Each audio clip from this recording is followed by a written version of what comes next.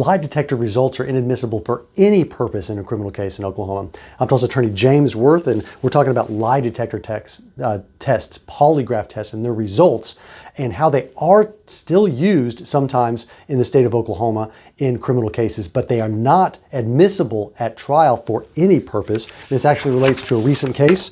It is Sean Lee McDaniel v. State of Oklahoma, F. 2017-357. And this was decided March 16th of 2023.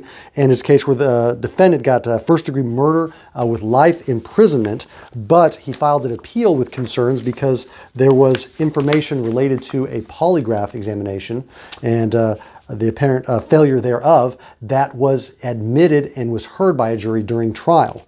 And the court made it very clear, this Oklahoma Court of Criminal Appeals, that polygraph results, and even talking about taking a polygraph test, is admissible for any purpose. It states, polygraph results for any purpose is error, even if stipulated by the parties. So even if both parties agree at trial to enter it, it is still error. However, in this case, the prosecutor, and there was no objection. So the polygraph information was talked about. There was no objection from the defense. It was only brought up for the first time on appeal. However, the prosecutor argued that the defense invited the error because they also commented on it. But the Oklahoma Court of Criminal Appeals found that the prosecutor was the first to broach the polygraph in opening statement, and therefore they cannot argue that it was the defendant that invited the error. And they gave it a plain error analysis, found that it was plain error just to even reference or talk about a polygraph examination. However, when we get plain error results in a case before the Oklahoma Court of Criminal Appeals, it goes to the second step, which is the harmless error analysis. And that's where we run into trouble in this case. So it says, plain error, however, is subject to harmless error analysis unless the error had a substantial influence on the outcome of the case or leaves the court in grave doubt as to whether it had such an effect.